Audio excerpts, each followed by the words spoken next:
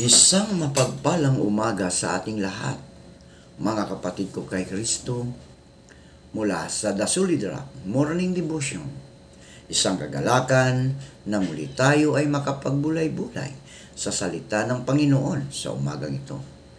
Mga ilang minutong pagbubulay-bulay ng mga salita ng Panginoon upang papurihan at sambahin ang ating Panginoong Hesukristo.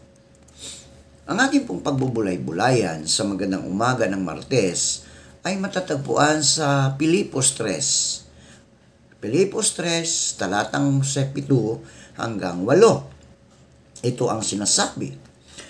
Ngunit dahil kay Kristo, ang mga bagay na pinapahalagahan ko noon ay itinuring kong walang kabuluhan ngayon.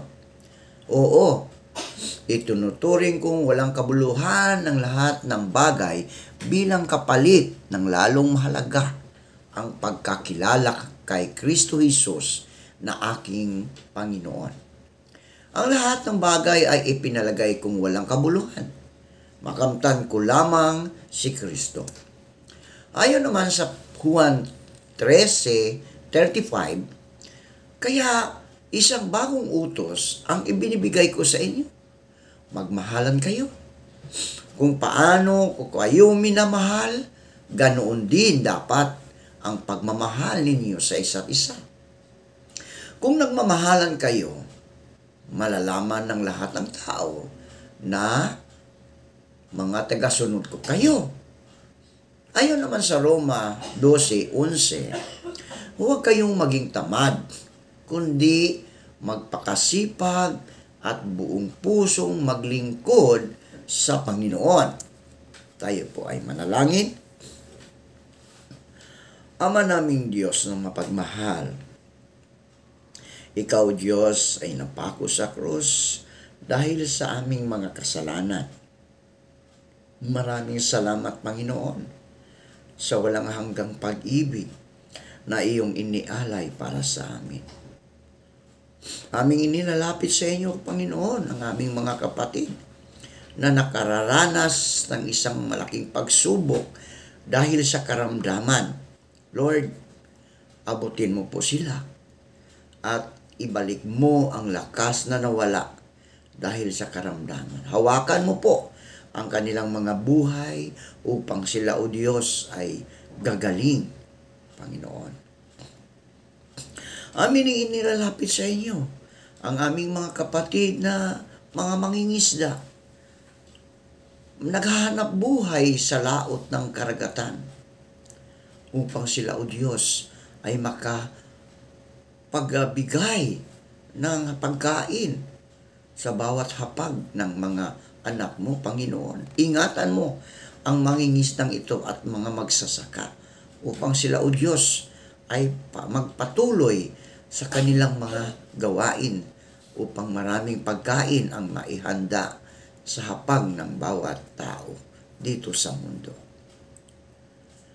Ingatan mo lalong-lalo na ang mga mangingisda, O Diyos, na nangingisda sa laot ng karagatan, na maraming mga hadlang, tulad mga Chinese, Panginoon, na umaangkin sa aming karagatan.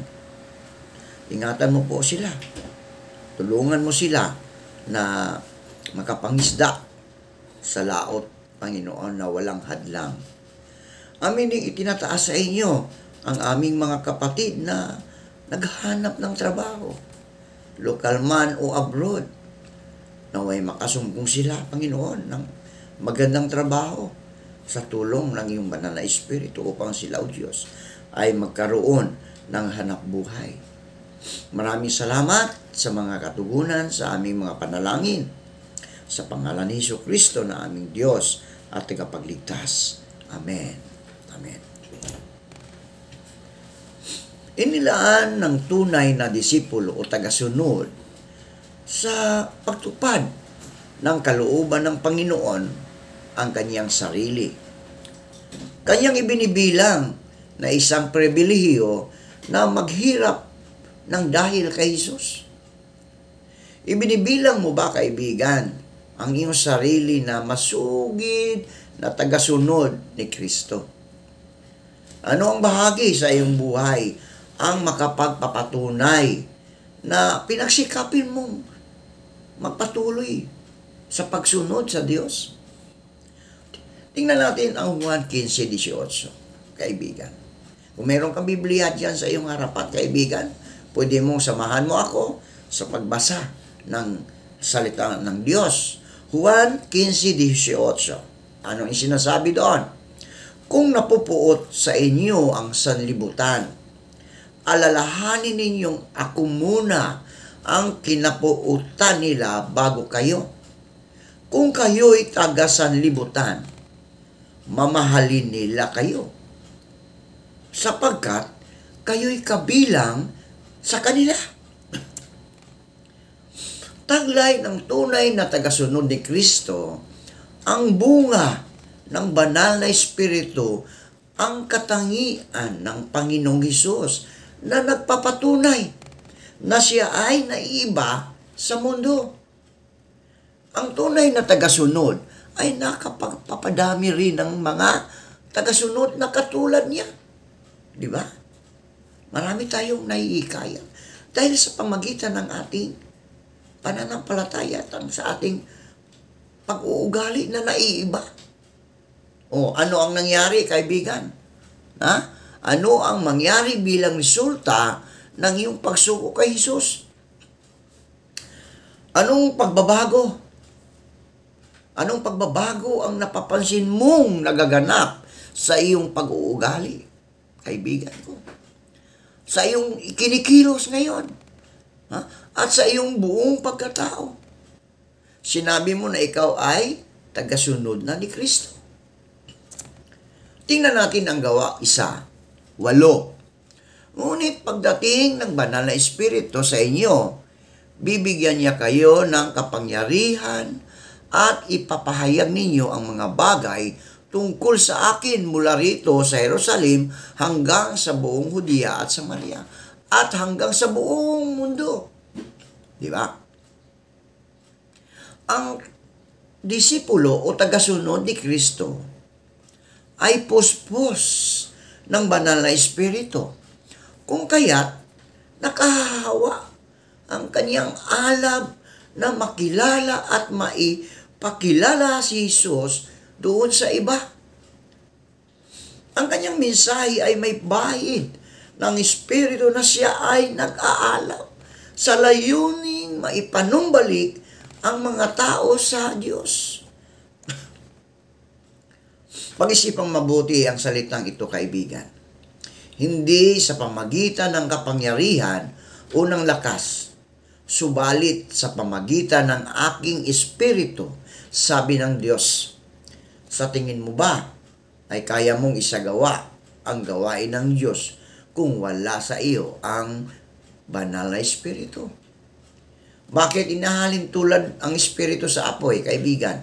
O tingnan natin sa pangatlong Juan, 3 hanggang 4. O, pangatlong Juan, 3 hanggang 4. Labis akong nagalak nang dumating ang mga kapatid na nagpatutuo patungkol sa katotohanan na nasa iyo at kung paano ka lumalakad sa katotohanan. Wala nang higit pang kagalakan sa akin kundi ang marinig ko na ang aking mga anak ay lumalakad sa katotohanan. Oh, di ba malinaw na malinaw yan, mga kaibigan? Ang mga disipulo o ang mga tagasunod ni Kristo ay inialay ang kanyang buhay kay Jesus at pinanatiling nagliliyab ang kanyang langis hanggang sa muling pagdating ng ating Panginoon. No? Di ba, kaibigan? Siya ay nagpapatuloy ng may pagtatyaga. Lumalayo sa kasalanan at nanatiling matapat hanggang katapusan. Napakasarap, kaibigan. Kailangan talaga tayong lumalayo sa kasalanan. Sumagi ba sa inyong isipan, kaibigan, na talikuran mo ang Diyos? Sumagi ba sa inyo? Bakit mo ito dapat ikatakot, kaibigan? Ano ang humahadlang sa iyo para maging matapat kay Jesus? Minsan kasi meron mga humahadlang sa atin, kaibigan, upang maging matapat kay Jesus. Bakit kaya? Ano yung mga humahadlang sa atin? Tingnan natin ang Mateo 28:19 hanggang 20. Kaya't humayo kayo, gawin ninyong alagad ko ang mga tao sa lahat ng mga bansa. O pinag-uutos yan sa atin, mga kaibigan. Humayo. O, humayo kayo, gawin ninyong mga alagad ko ang mga tao sa lahat ng mga bansa. Bautismuhan sila sa pangalan ng Ama at ng Anak at ng Banal na Espiritu. Turuan ninyo silang sumunod sa lahat ng iniutos ko sa inyo. Tandaan ninyo, ako'y laging kasama ninyo hanggang sa katapusan ng panahon. O, di ba? Hanggang sa katapusan ng panahon, laging kasama natin si Kristo.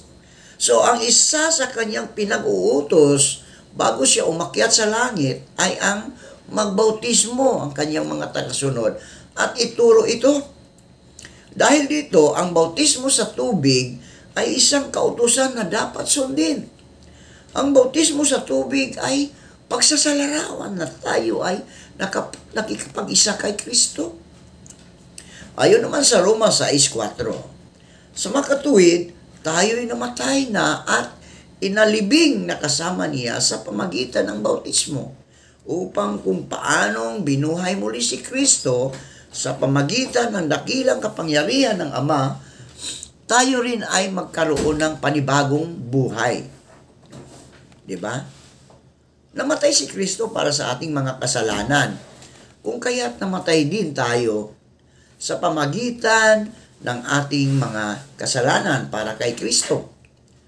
Ang pagkakalubog sa tubig, kaibigan, sa pamagitan ng bautismo ay sumisimbolo na ang ating mga kasalanan kasama ang lahat ng kahihiyang dulot nito ay kasamang nalibing ni Kristo. Diba, kaibigan?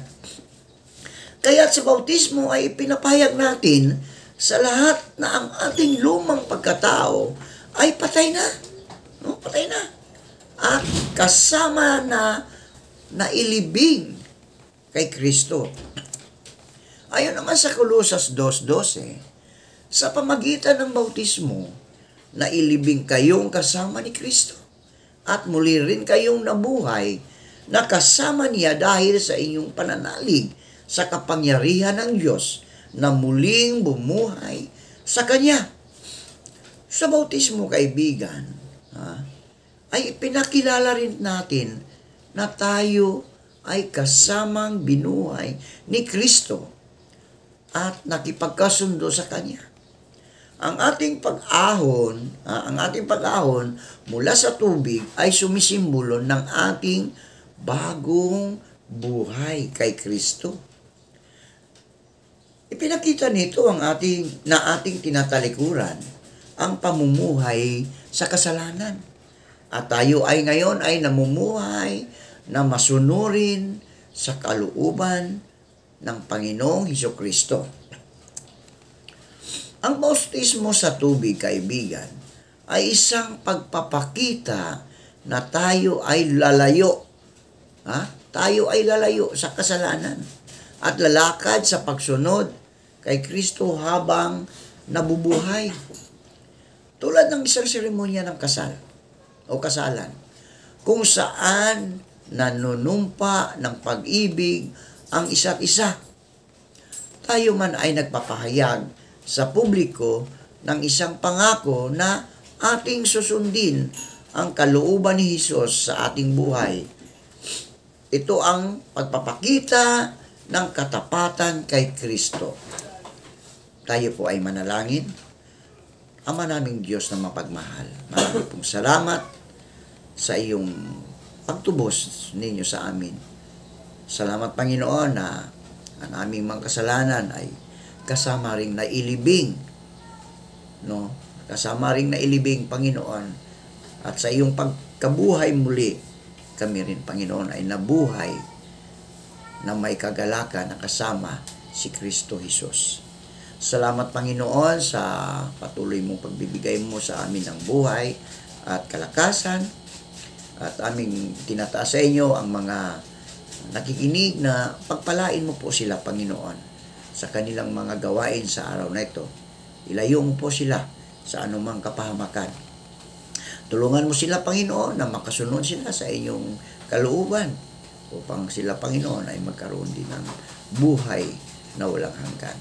Salamat sa iyong anak na si Jesus na tumubos sa aming mga kasalanan upang kami, Panginoon, ay makilala ka namin at aming maibahagi ang iyong mga salita sa buong mundo. Maraming salamat po sa pangalan ni Jesus. Amen at amen.